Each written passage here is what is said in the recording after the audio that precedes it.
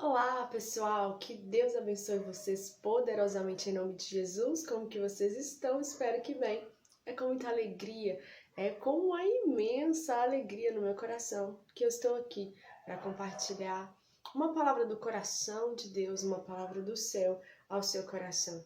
E que nós possamos abrir os nossos ouvidos e que o Espírito Santo abra o seu e meu entendimento, para que nós possamos receber esse alimento sólido, para que nós possamos receber essa graça sobre graça e esse favor imerecido sobre as nossas vidas nesse dia, em nome de Jesus. E nós vamos ler 3 textos hoje. Um está em Apocalipse, o outro está em Mateus e o outro está no livro do profeta Ezequiel. E nós vamos começar lendo o livro do Apocalipse, o texto que está no livro do Apocalipse, no capítulo 10. E nós vamos fazer menção a partir do versículo 8, onde a palavra nos diz assim: A voz que ouvi, vinda do céu, estava de novo falando comigo e dizendo: Vá e pegue o livro que se acha aberto na mão do anjo que está em pé sobre o mar e sobre a terra. Então, fui ao anjo pedindo-lhe que me desse o livrinho. Ele então me falou: Pegue o livrinho e devore-o. No seu estômago ele será amargo, mas na sua boca será doce como mel. Peguei o livrinho da mão do anjo e o devorei na minha boca. Na minha boca era doce como mel. Quando, porém, o comi, no meu estômago ficou muito amargo. Então me disseram: é necessário que você ainda profetize a respeito de muitos povos, nações, línguas e reis. E o apóstolo João, então, ele recebe um direcionamento de Deus, um direcionamento do céu, para que ele pegasse esse livrinho da mão do anjo e devorasse esse livro. E é importante nós frisarmos e salientarmos que o texto diz: é necessário que você ainda profetize. E o profetizar, nós precisamos desmistificar muitas coisas aqui. Porque normalmente a gente acha que o profetizar é a pessoa falar o seu CPF, a sua identidade. Meus amados, isso daí até Satanás sabe e não é novidade para você, você também sabe. Mas o profetizar aqui é deliberar a palavra que cura, que liberta, que salva, que purifica, que santifica, que nos consolida, que nos faz aptos a voltar para nossa casa. Porque é a palavra genuína e eficaz revelada ao seu e ao meu espírito que vai transformar o nosso caráter e que vai nos levar de volta para casa. Então é importante nós entendermos, a potência da palavra, aquilo que o Senhor de fato está nos dizendo. Então observe, João recebe uma ordem. Primeiro, coma o livro. Segundo, profetize. Porque é impossível você profetizar se você não foi abastecido. É impossível, é fora de cogitação uma pessoa profetizar sem antes ela não ter tido um contato genuíno com a verdade que é Jesus. Então fica aí a dica, presta bastante atenção nessas profetadas por aí, porque infelizmente tem muitas pessoas que usam o nome de Deus para muitas coisas que não é aquilo que é a vontade de Deus. Não estou aqui para julgar ninguém, mas é importante o povo que se chama pelo nome de Deus terem sabedoria e vigilância. E até para suas próprias vidas, para que não cometam os mesmos erros que nós estamos vendo acontecer por aí. E agora nós vamos ler o texto que está no livro do profeta Ezequiel. E nós vamos ler aqui no capítulo 2, a partir do versículo 8. Você, filho do homem, ouça o que eu lhe digo. Não seja rebelde como esta gente. Abra a boca e coma o que eu vou lhe dar. Então olhei, e eis que certa mão se estendia para mim, e nela se achava um rolo de um livro. Ela o desenrolou diante de mim, e estava escrito por dentro e por fora. No rolo estavam escritas lamentações, gemidos e ais. Capítulo 3, versículo 1. Ainda me disse: filho do homem, coma o que está aí diante de você. Coma esse rolo. Depois vá falar à casa de Israel. Então abri a boca e ele me deu o rolo para comer. Ele me disse, filho do homem, coma e encha o seu estômago com este rolo que eu lhe dou. Eu o comi, e na minha boca era doce como mel. Versículo 4. Disse-me ainda, filho do homem, vá à casa de Israel e diga-lhe as minhas palavras, porque você não está sendo enviado a um povo de fala obscura, nem de língua difícil, mas à casa de Israel. Você não está sendo enviado a muitos povos de fala obscura e de língua difícil, cujas palavras você não poderia entender. Se eu o enviasse a esses povos, eles certamente dariam ouvidos a você. Mas a casa de Israel não vai querer dar ouvidos a você, porque não quer dar ouvidos a mim, pois toda a casa de Israel tem o coração fechado e a mente endurecida. E aí nós vamos entender que o apóstolo João era necessário que ele ainda profetizasse sobre povos, sobre reis, sobre muitas nações. Mas o profeta Ezequiel, ele recebe a mesma ordenança do apóstolo João, mas o profeta Ezequiel, ele está sendo direcionado agora para profetizar sobre o povo de Deus, para profetizar sobre a casa rebelde de Israel. E nós vamos entender que a palavra é a mesma, mas o alvo é diferente, o povo é diferente, porque observe, João, ele ainda tem que dar testemunho àqueles que não conhecem a Deus.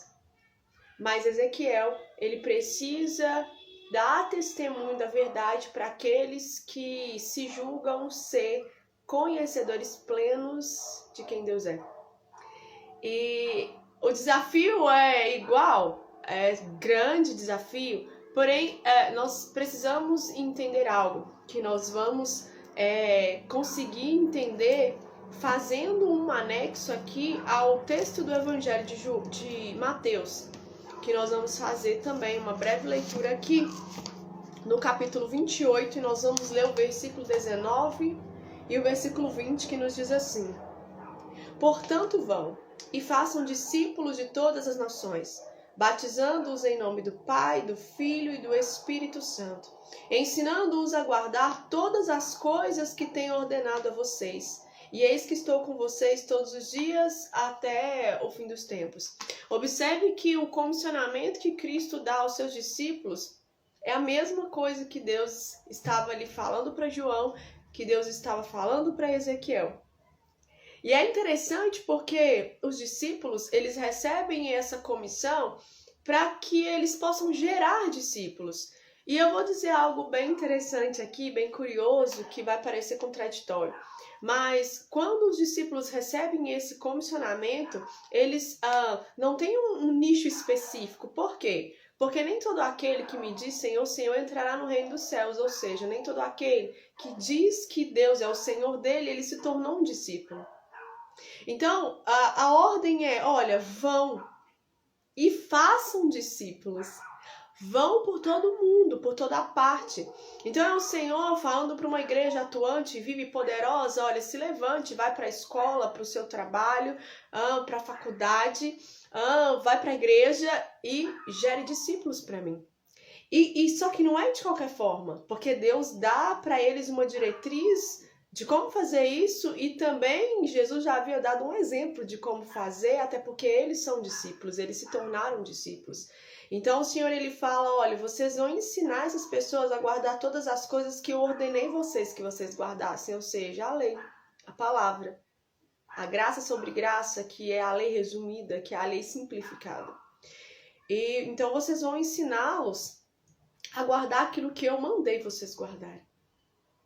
E aí nós precisamos entender que fazer discípulo não necessariamente é uma pessoa que nunca ouviu o Evangelho. Mas infelizmente, e bem nos dias que nós estamos vivendo, nós estamos tendo que fazer discípulos com aqueles que acham que são discípulos. Com aqueles que já carregam uma Biblinha debaixo do braço, como se ela fosse um Rexona. Esses que já aprenderam um evangeliquez fluente, esses que já trocaram as suas vestes naturais e que já aprenderam o caminho da igreja, mas que ainda não tiveram um verdadeiro encontro com Jesus. E aí a igreja atuante, poderosa, que ora, que jejua, que lê a Bíblia todos os dias, então ela se coloca de pé não na sua força, mas na força do seu Redentor. E ao invés de ela desbravar lugares onde as pessoas não conhecem a palavra rema, elas precisam voltar, retroceder e tocar primeiro naquelas pessoas que já aceitaram Jesus, naquelas pessoas que já se batizaram e fazer com que essas pessoas se tornem discípulos. Então observe que os 3 textos nos mostram o Senhor comissionando de 3 formas diferentes. E nós precisamos entender algo. Nós precisamos discipular as pessoas. Nós precisamos trazer as pessoas para dentro das escrituras e nós precisamos colocar as escrituras dentro das pessoas. E eu vejo que a maior dificuldade que a igreja ela tem de discipular é porque o discipulado te faz vulnerável. Aquele que é comissionado para discipular, para consolidar a pessoa, ela fica exposta, ela fica nua diante do seu discípulo, porque o discipulador genuíno, ele é como Cristo, como Jesus. E Jesus, ele não ficava fazendo firula, ele não ficava fingindo que ele era o que ele não era, ele se expôs. Ele verdadeiramente deixava com que os seus discípulos vissem o Deus glorioso, mas também o homem, que tinha fragilidades, que tinha anseios, que tinha medo, e um homem que teria que ser entregue à morte de cruz. Então os discípulos, ao passo que eles viam um homem poderoso, glorioso, que dava vista ao cego, que fazia o paralítico andar, que expulsava os demônios, eles também tiveram que ver, e alguns mais chegados, Pedro, Tiago e João, tiveram que ouvir Jesus falar que ele estava com seu espírito angustiado até a morte. E que ele precisava que eles ficassem ali com eles, orando junto com ele, porque ele estava angustiado. Então observe que o discípulo genuíno, o discipulador genuíno, ele é aquele que não tem a sua vida por valiosa, ele se expõe para gerar um discípulo. É como uma mãe, porque a gravidez é algo divino, mas se você for estudar a fundo um ciclo de uma gravidez e principalmente o momento crucial de dar à luz, você vai ver que a mulher ali, ela tá correndo o risco de perder a vida dela, porque é algo muito brusco. Deus, na sua infinita graciosidade, soberania e sabedoria, ele sabe orquestrar esse ciclo de 9 meses e esse momento exato de dar à luz.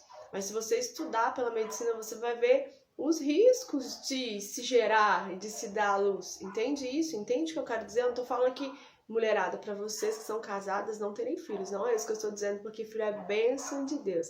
O plano de Deus é perfeito. Mas eu estou fazendo aqui uma analogia. Então, para você gerar filhos espirituais também tem um risco, né? Também tem os seus desafios. Mas importa que nós olhemos para o Senhor. Importa que nós o obedeçamos. Discipule as pessoas.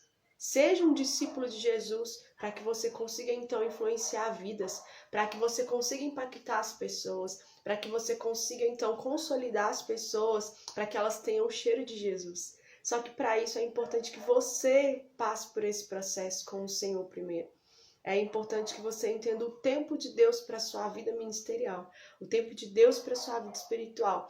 Eu vejo muitas pessoas dando cabeçada e perdidas por aí porque elas não respeitam o tempo. Elas não respeitam os processos de Deus sobre a sua vida e é por isso que elas ficam dando cabeçada na parede, ficam perdidas, tentando fazer as promessas se cumprirem, tentando fazer as restaurações, as transformações na força do braço. Isso não vai funcionar, isso só vai atrasar aquilo que Deus tem na sua vida. Então, nesses 3 textos, nós vemos a mesma coisa, um comissionamento do céu, para que nós sejamos responsáveis com aquilo que o Senhor entregou nas nossas mãos. Nós precisamos ir e nós precisamos fazer discípulos. Nós precisamos batizá-los em nome do Pai, em nome do Filho e em nome do Espírito Santo. E, sobretudo, nós precisamos ensinar esses discípulos a guardarem tudo aquilo que o Senhor nos ordenou que nós guardássemos, que é a palavra pura, genuína, simples e eficaz, as boas novas. E é isso que nós precisamos ensinar para as pessoas. De Gênesis a Apocalipse tem muito ensino. De Gênesis a Apocalipse tem muito conhecimento, muita palavra rema, então a gente não precisa ficar inventando outras coisas. Nós não precisamos de paliativos para que as pessoas venham para Jesus. Jesus, por si só, ele é atrativo. Então, essa é a palavra do Senhor para as nossas vidas hoje. Discipule pessoas, mas sobretudo seja um discípulo, porque um discípulo genuíno de Jesus, ele exala o bom perfume de Cristo. Amém? Seja responsável com aquilo que o Senhor confiou nas tuas mãos. Seja responsável com os talentos e os dons que o Senhor te emprestou em nome de Jesus. Vamos orar? Papai, nós te adoramos. Que o teu Espírito Santo derrame sobre nós essa compreensão genuína da tua palavra e que nós possamos ter responsabilidade com aquilo que o Senhor nos confiou. Gere em nós um coração de discípulo, uma mente de discípulo, para que nós possamos ser bons discipuladores, para que nós possamos influenciar o mundo, impactar o mundo para a sua glória. Pai, levanta a tua igreja atuante, poderosa sobre a terra. Derevai, Shalabai, Canteretuyo Komanai, Lilimini Calabassou, de Canterevasi, de Kalamanaiesai. É o que eu te peço em nome de Jesus. E observe que a palavra, quando João aqui, Ezequiel, eles comem o livro, a Bíblia, o livro da lei, a graça sobre a graça, a palavra que vai nos dizer que na boca deles é doce como mel, mas que no ventre é amargo. Por quê? Porque falar de Jesus é muito bom, mas viver Jesus é desafiador. Só que nós precisamos viver Jesus, porque a transformação é de dentro para fora. E quando ela é real aqui dentro, quando nós abrirmos a boca para falar, nós vamos ter o favor de Deus. É como que o Senhor viesse e assinasse tudo que nós estamos deliberando com a nossa boca. E é isso que nós precisamos ter, o favor de Deus. A autoridade, o governo de Deus sobre nós, para que nós possamos, então, anunciar e apregoar a palavra. Observe que os discípulos, eles não foram jogados, vai lá e fazem discípulos. Eles foram preparados por 3 anos. Durante 3 anos, eles foram ensinados. Eles foram transformados. Eles entraram em um processo onde o caráter deles seria totalmente transformado, para que eles pudessem ser semelhantes a Jesus, a Deus e ao Espírito Santo. Seja responsável, porque o Senhor ele vai requerer das nossas mãos tudo aquilo que Ele colocou nas nossas mãos, para que nós possamos, então, plantar os céus. Seja responsável, em nome de Jesus. Amém? Que Deus te abençoe poderosamente. Tchau. Beijo.